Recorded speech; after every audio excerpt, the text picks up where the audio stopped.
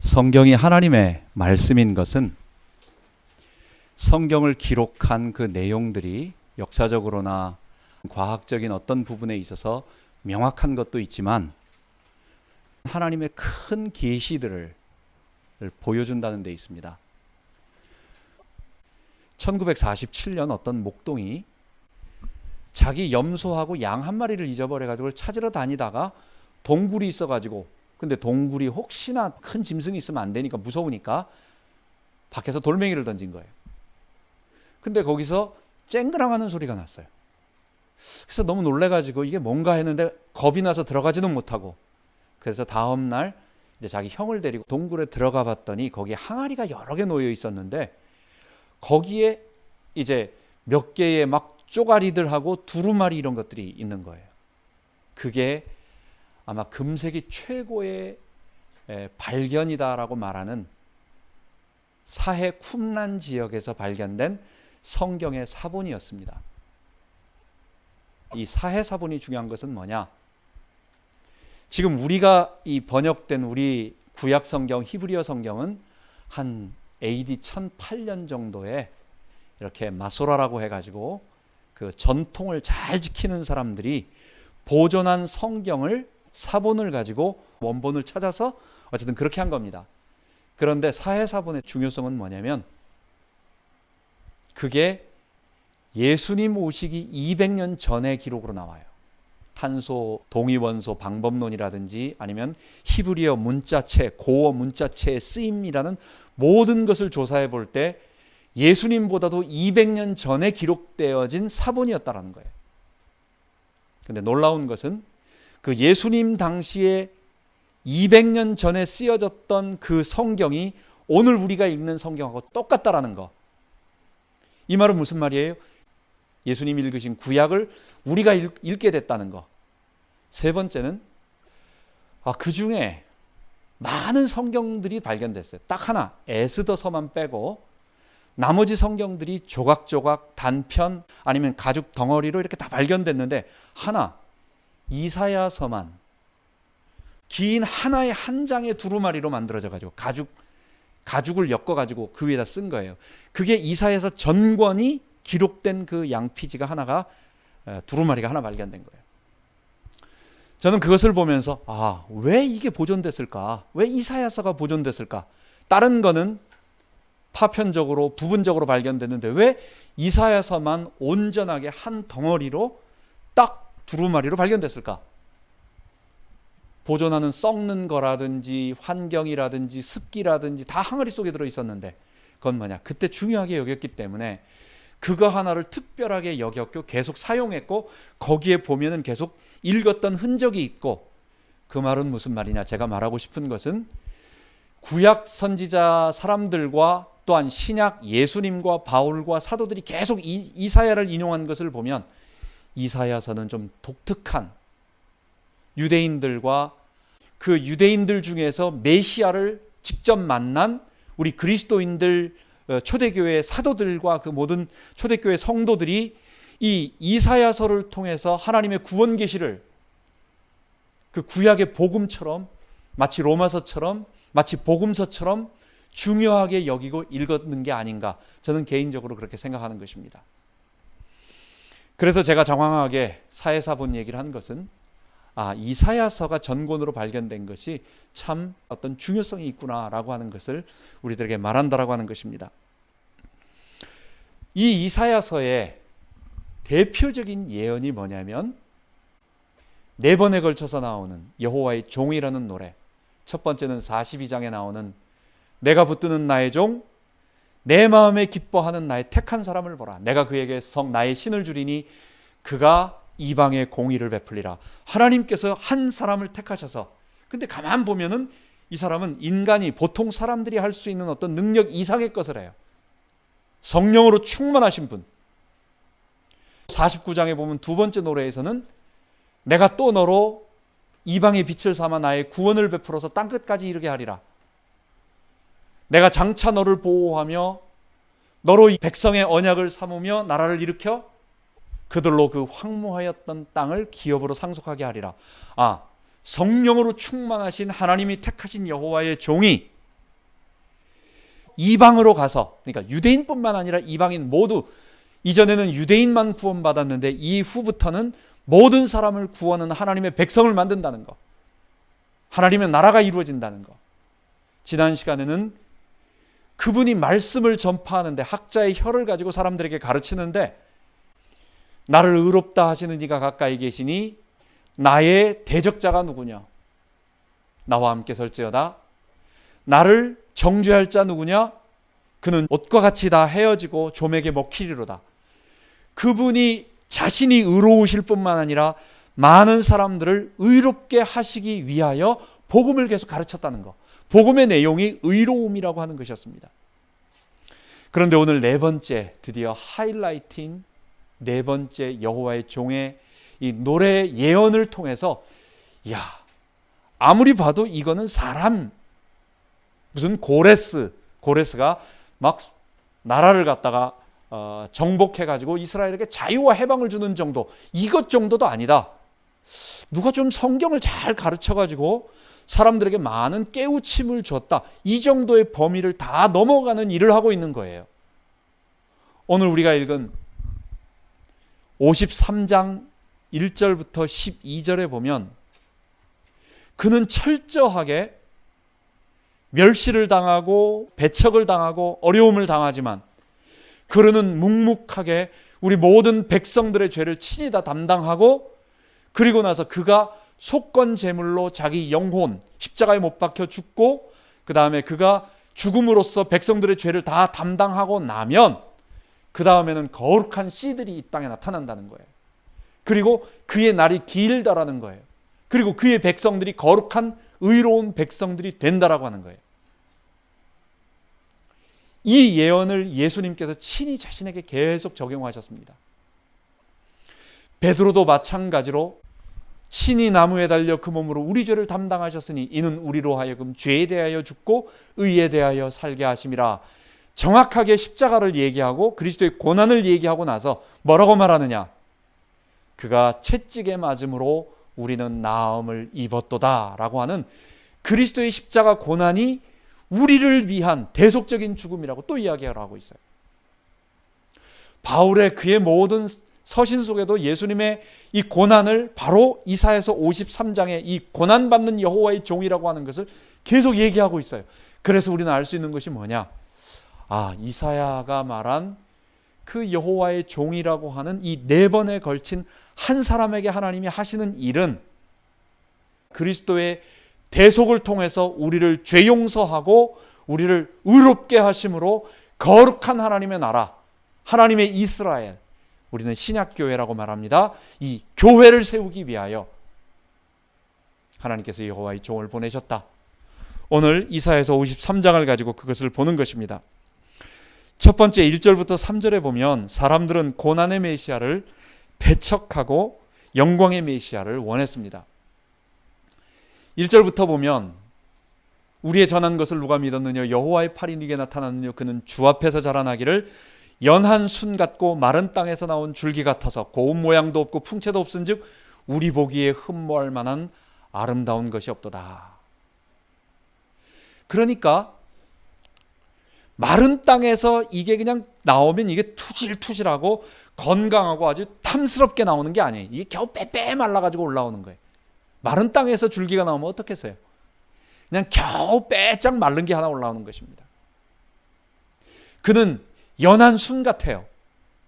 이 말은 예수님이 고운 모양이 없다, 풍채가 없다라는 말은 예수님이 얼굴이 되게 못생겼나 보다, 뭐 이걸 얘기하다기보다는 풍채가 없다라는 거예요. 사람들이 보면 참 괜찮다, 탤런트 같은 사람을 지나가다 보면 그 다음은 다시 쳐다보면서 잘생겼네, 아니면 멋있네, 이렇게 하면서 사람들이 한번 딱 다시 시선을 주는. 여러분, 사람이 풍채가 좋고 이러면요 금방 시선이 끌립니다. 금방 집중하게 되고 그 사람을 따라가게 돼 있어요. 예수님 보니까 그 모양이 아니라는 거예요. 여러분, 난세에는 덕이 있는 사람이 필요한 게 아니라 영웅이 필요해요. 백성들이 원하는 게 그거예요. 이스라엘은 지금 어떻게 됐느냐? 아수르에게 찌질이 고생을 당했습니다. 조금 있다가 바벨론에게 멸망당해가지고 또 한참 70년 동안 고생을 합니다. 비록 페르시아가 돌려보냈지만 이스라엘은 여전히 페르시아의 영향력 속에 있었고, 그 다음에는 헬라, 마케도니아, 그리스, 알렉산더 밑에, 그 다음에 로마가 지배를 하고 로마의 속국이었어요.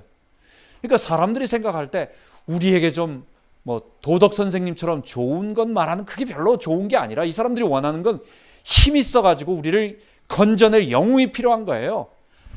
그냥 한두 사람 죽어 넘어가도 괜찮아. 나라 좀 건져내고 우리 배부르게 먹고 살게 하고 욕을 해도 괜찮고 때려도 괜찮고. 예수님에게 고운 모양도 없고 풍채도 없고 우리 보기에 흠모할 만한 것이 없다라는 것은 가만 보니까 예수님은 예리예리해. 예수님은 영웅 같은 모습이 아니야. 그분은 처음부터 사역 자체가 말씀으로 잔잔히 가르치시면서 때릴 때는 맞으라고 말하고, 왼뺨 때리면 오른뺨 돌려대라고 말하고, 오리를 가라고 하면 억지로라도 심리까지 가주는, 아니 이런 말들을 계속 가르치시면서, 그러니까 이상하단 말이에요, 이분이. 그러니까 사람들이 원하는 메시아가 아니라는 거예요. 그는 사람들에게 멸시를 받아서, 얼굴을 가리우고 보지 않음을 받아서 사람들이 뭐 저래, 저분이 무슨 메시아야, 저분이 무슨 그리스도야, 그리스도는 저런 분이 아니야라고 다 무시하고 멸시하고 천대하고 배척했다라고 하는 것. 첫 번째, 사람들은 고난의 메시아를 배척하고 영광의 메시아를 원한 것이었습니다. 그런데 4절부터 9절에 보면 그리스도의 십자가 고난은 바로 나의 죄의 형벌을 대신 받기 위함이었다는 것입니다. 4절에 보면 그는 실로 우리의 질고를 지고 우리의 슬픔을 당하였거늘 우리는 생각하기를 그는 징벌을 받아서 하나님께 맞으며 고난을 당한다 하였도다. 그가 찔림은 우리의 허물을 인하며 그가 상함은 우리 죄악을 인함이라. 그가 징계를 받음으로 우리가 평화를 누리고 그가 채찍에 맞음으로 우리가 나음을 입었도다. 우리는 다 양 같아서 그릇 행하여 각기 제 골로 갔거늘 여호와께서는 우리 무리의 죄악을 그에게 담당시키셨도다. 예수님은 그분 자체가 하시는 일이 아까 말하는 것처럼 영웅으로서 메시아가 아닌 백성들의 모든 죄를 담당하는 그런 메시아였던 것입니다. 여러분, 왜 예수님께서 십자가에 못 박히셔야 했느냐? 왜 예수님이 친히 십자가에서 못 박혀 죽으셔야 우리의 구원이 이루어지느냐? 이게 바로 이사야서에 나오는 예언이 700년 전의 예언이거든요. 그리고 예수님은 이 말씀이 내게 이루어진다라고 말씀하시거든요. 그리고 바울의 모든 메시지는 그분의 죽음이 바로 우리의 죄를 담당하는 죽음이었다라고 말하는 거거든요. 그게 기독교의 본질이거든요. 왜 그렇습니까? 이사야의 모든 지금 메시지가 어떤 메시지예요? 백성들이 하나님께 범죄함으로 말미암아 하나님의 진노의 형벌을 받아야 할 그런 상황이었습니다. 물론 이거는 아담의 범죄 이후 쫓겨난 것도 있지만 또 이스라엘 역사 속에서 우상 숭배로 말미암아 하나님의 형벌을 받아야 할 그 상황이었어요. 하나님은 그 형벌을 갖다가 없어, 그래 오늘부터 안 한다, 없던 걸로 하자, 이렇게 말하면 하나님의 공의가 무너져. 범죄한 죄인들에 대한 죄값을 반드시 치른다라는 거. 그 죄는 뭡니까? 내가 범죄하는 날에는 정령 죽으리라고 한 사망. 그래서 모든 사람들이 다 죄의 값을 치러야 돼요. 범죄한 이스라엘은 범죄한 죄의 값을 치러야 돼요. 근데 그 죄의 값이 뭐예요? 죽음이에요. 죄값을 치르지 않고 죽지 않고 다른 사람들은 다 죽이면서 야 너만 살짝 뒤로 와 있어. 너 나 아니까 뒤에 가 있어. 내가 나중에 싹 살려줄게. 너는 죄 안 치러도 돼. 이렇게 하는 것이 아니라 모든 사람을 하나님께서 죄에 대한 값을 치른다는 거. 그 죄값이 뭡니까? 죽음이었어요. 이스라엘의 그 범죄에 대한 죄값을 치러야 하는데 그 죄값을 대신 주님이 담당하셨다는 거예요. 나의 모든 죄악들, 내 은밀한 죄악들을 주님께서 그 부끄러운 것들을 친히 담당하셔서 십자가에서 죽으신 것입니다. 예수님이 창에 찔리시고 물과 피를 쏟아내신 모든 것들, 그게 누구를 위해서? 바로 나를 위하여, 바로 나 개인을 위하여 내가 생각하지 말아야 할 것들, 내가 보지 말아야 할 것들, 내가 가지 말아야 할 것들, 내가 하지 말아야 할, 만지지 말아야 할 그 모든 것들을 위하여 주님이 친히 머리에 관을 쓰시고 허리에 창을 찔리시고 손에 못이 박히시고 발에 못이 박히시고 그리고 채찍을 당하시면서 나를 위한 모든 고통들을 대신 당하시고 죽으셨던 것입니다. 그는 실로 우리의 질고를 지고 우리의 슬픔을 당하셨거늘 우리는 생각하기를. 지금 이게 고레스 얘기입니까? 이게 이사야 얘기입니까? 아니에요. 이거는 사람이 뭐 짊어지고 이런 게 아니에요.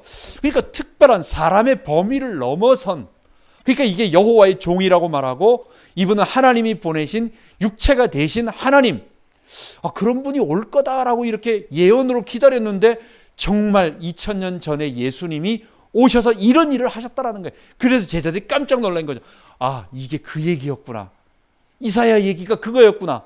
그러니까 이사야가 예언했던 53장 얘기구나. 그래서요, 바울 아니면 초대교회 제자들은요, 이사야 선자를 얼마나 많이 인용하는지 몰라요.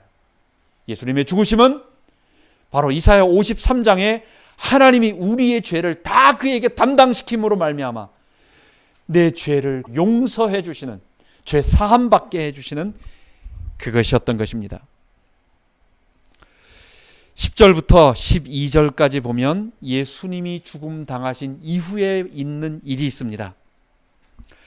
나의 의로운 종이 자기 직식으로 많은 사람을 의롭게 하며 또 그들의 죄악을 친히 담당하리라. 예수님께서, 그러니까 여호와의 종이 와서 하는 일은 백성들의 죄악을 담당하는 것일 뿐만 아니라 한 가지 더 뭘 한다고 그랬어요? 많은 사람을 의롭게 한다는 거예요. 여러분, 로마서의 주제는 죄 용서 받는다. 요거는 부분적인 거예요. 그분이 굉장히 강조되고 있죠. 우리는 생각하면 로마서의 주제는 죄 용서 받는다. 요거인 것 같죠? 아니에요. 로마서의 주제는 그런 죄인을 어떻게 용서해서 한다 더 나가요. 우리를 의롭게 만드느냐. 그래서 로마서의 주제는 하나님의 의인 것입니다. 부정적으로 본다면 하나님의 의를 얻게 하기 위해서 먼저 선행되어져야 할 게 있어. 그게 죄 문제를 해결해야 돼. 그래서 그 문제에 대해서 강조하고 있지만 많은 사람들은 그래서 로마서에 죄 용서 받으면 되나 보다 정도로 얘기하지만 그게 아니에요. 우리가 의롭게 된다라고 하는 거예요. 그게 어디서 나왔느냐? 이사야서에 나온 거예요.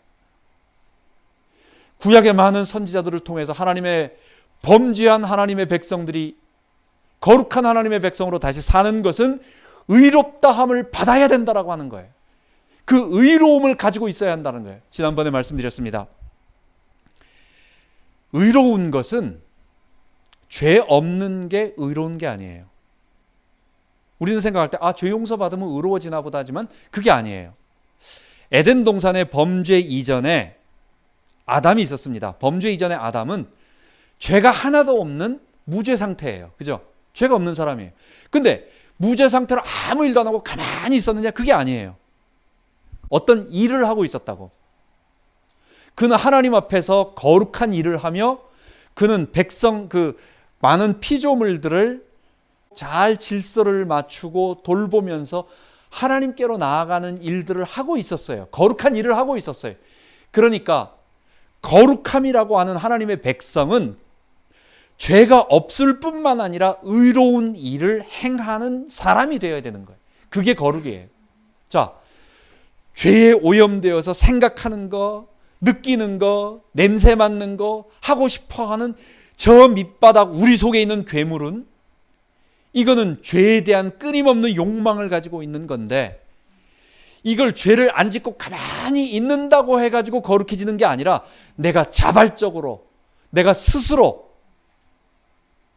내가 자유인으로서 내가 자발적인 의지를 가지고 노예가 아닌, 노예는 뭐예요? 시켜가지고 억지로. 여러분, 우리 미국 지금 우리 교회 우리 지금 거기도 리모델링 하면은 바닥 깨끗하게 쫙 했잖아요. 천장에 이거 뭐 떨어진 거 좀 보이고 말이야. 이거 구멍 뚫어진 거. 그거 할 때 하나 두 개만 딱 만지면 되는데 그거 안 하는 거예요. 말해야만 하는 거예요. 꼭. 시켜야만 마지못해 가지고 조고 했다고 하면 저 뒤에도 비슷한 거 있는데 그거 안 건들고 그 두 개만 하는 거예요. 그리고 나서 했다고나 뭐 이러고 있는 거예요. 그러니까 자발성이 하나도 없고 해가지고 거기에서 생색을 내는 거예요. 자유인은 뭡니까? 그게 노예라는 거예요. 그게 종이라고 하는 거예요. 율법은 우리에게 거룩함을 강요하지만 율법은 노예가 되게 만들고 시킨 것만 억지로 만들고 시키지 않은 것은 절대 하지 않고 또 마지못해 할 뿐만 아니라 하고 나서 뭔가 요구하는 거. 했다고 하면 내놓으라고 하는 거. 나 이 정도 했다라고 하는 거. 자유인은 뭡니까? 자기가 알아서 시키지 않아도 이거는 해야 되겠다. 이거 우리 집이니까 고쳐야지. 해가지고 말 안 했는데도 내가 다 찾아가지고 하고 거기에서 또 누구한테 마누라한테 돈 달라고 안 하잖아요.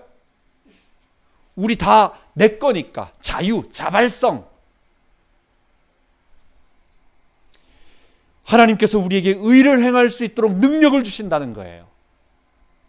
그러기 위해서 먼저 전반부에는 우리의 죄를 예수님이 친히 담당하실 뿐만 아니라 두 번째는 담당하고 나서 결과적으로 어땠느냐? 많은 백성을 의롭게 하리라. 그 사람 스스로가 죄를 짓지 않을 뿐만 아니라 스스로 의로움을 자발적으로 즐거운 마음으로 억지로가 아닌 시켜서가 아닌 지옥 가는가 무서워서가 아닌 너무 기쁜 마음으로 하고 나서 뭐 더 할 거 없나요? 내가 뭐 할 거 없나요? 이렇게 말하는 사람으로 만들기 위해서 그게 지정의를 가지고 있는 인간이라는 거예요. 그러기 위해서는 예수님께서 친히 십자가에서 죽으시고 그리고 우리에게 하나님의 의로 선물해 주셔서 우리 안에 들어오셔서 우리가 의를 행할 수 있도록 만들어 주셔야 한다는 것입니다.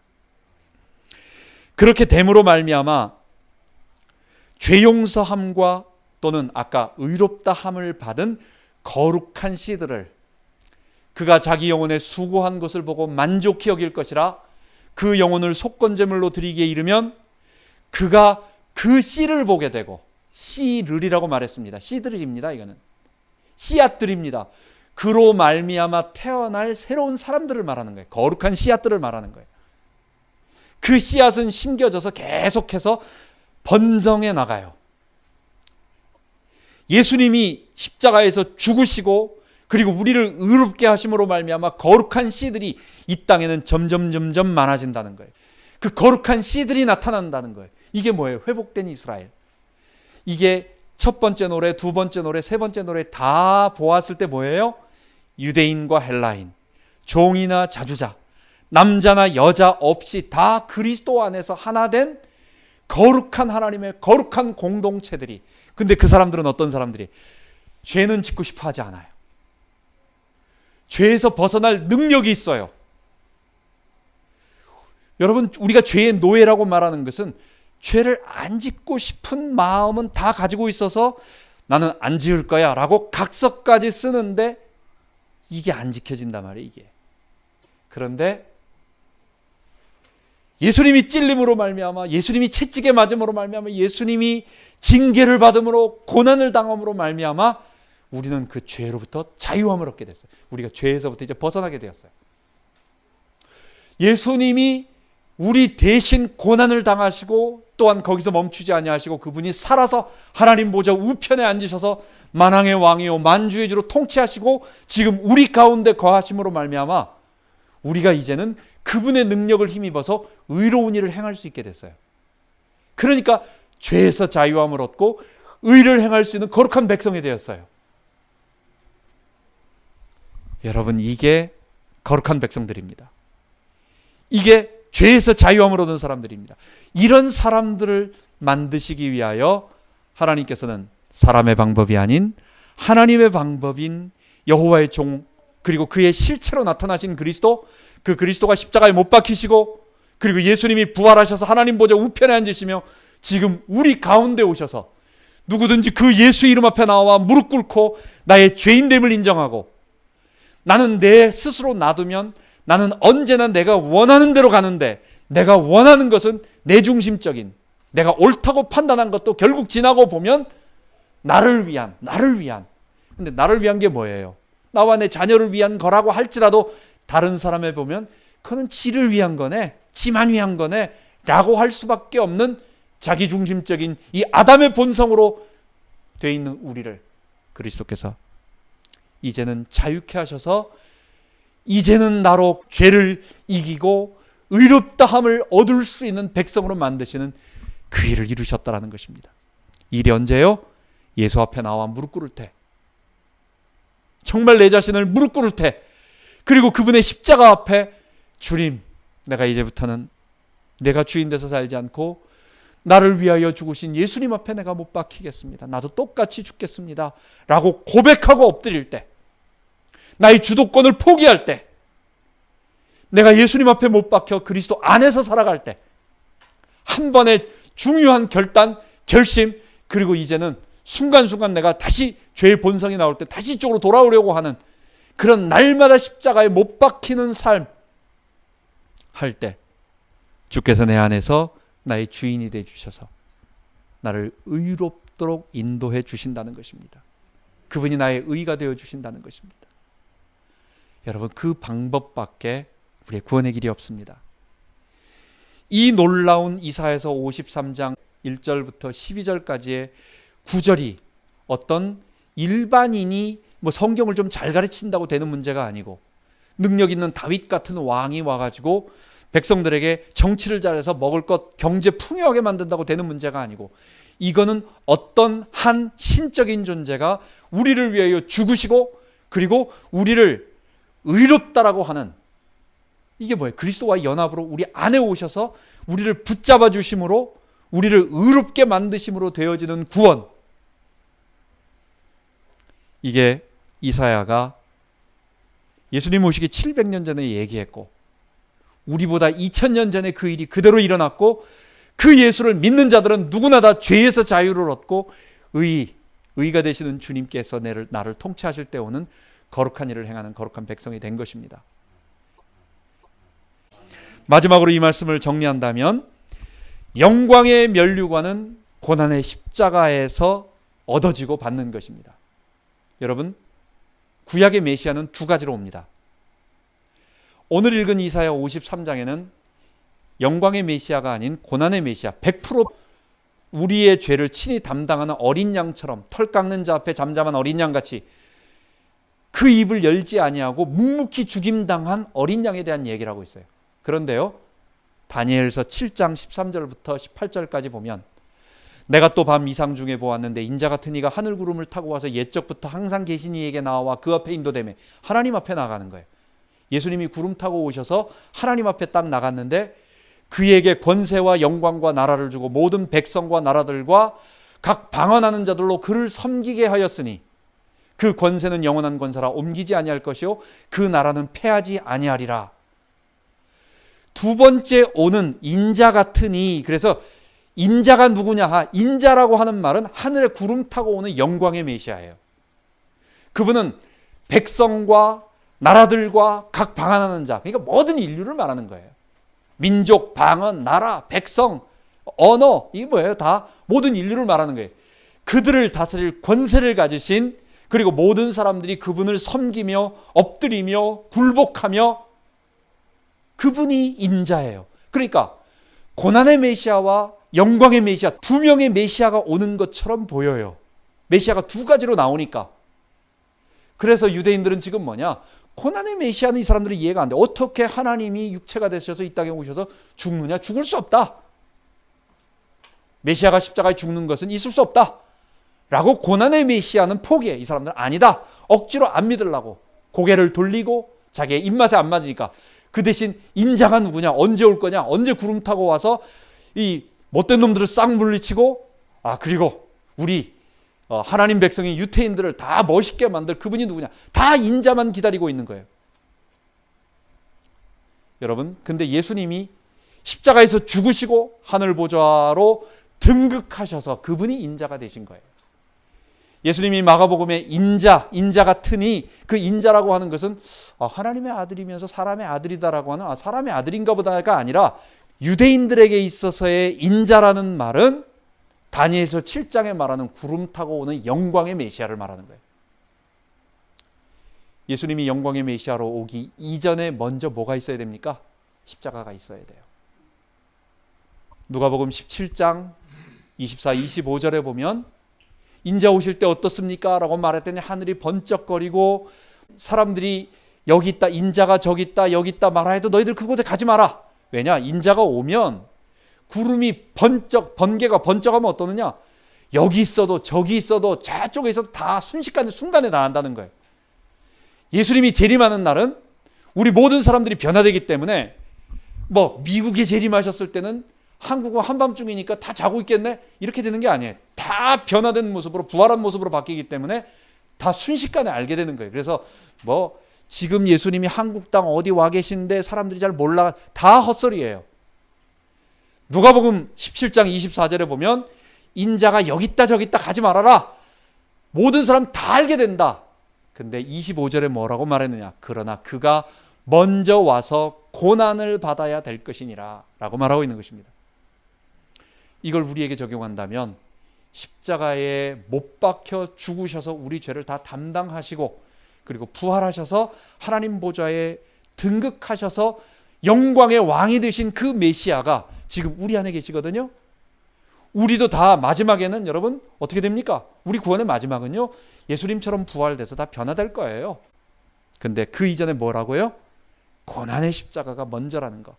개인적으로 적용한다면 먼저 십자가에 못 박히고 예수님 앞에 내 죄를 회개하고 그분의 십자가를 믿어야 그분과 함께 부활하는 예수의 주되심이 나타나는 부활 생명을 지금 맛보고 마지막에 영생의 부활로 부활 생명을 맛보고 우리의 삶에서 인도해 주실 것입니다. 이런 구원이 우리에게 있는 우리 되기 바랍니다. 기도하겠습니다. 하나님 아버지, 이사야서 53장 너무 유명한 여호와의 종, 그 구약 예언의 결정체라고 말하는 하나님 그 예언을 우리가 보았습니다. 다니엘서 7장에 말하고 있는 그 영광스러운 구름 타고 오는 그 심판주로 오는 영광의 메시아, 예수님이 그분이셨지만 그러나 먼저는 그분이 오셔서 우리 죄를 위하여 십자가에 못 박히시고 죽어야 우리 죄가 다 담당되고 용서되고 그리고 우리가 의로워질 수 있기 때문에, 그분이 우리와 연합되어 우리가 의로워질 수 있기 때문에 그분이 먼저 고난의 메시아로 이 땅에 오신 것이었습니다. 하나님 아버지, 먼저 우리가 이 말씀을 우리에게 적용하며 날마다 영광의 면류관보다도 고난의 십자가를 먼저 지고 그리고 영광의 면류관을 받을 수 있도록 인도하여 주옵소서. 감사드리며 우리 주 예수 그리스도 이름으로 기도하옵나이다. 아멘.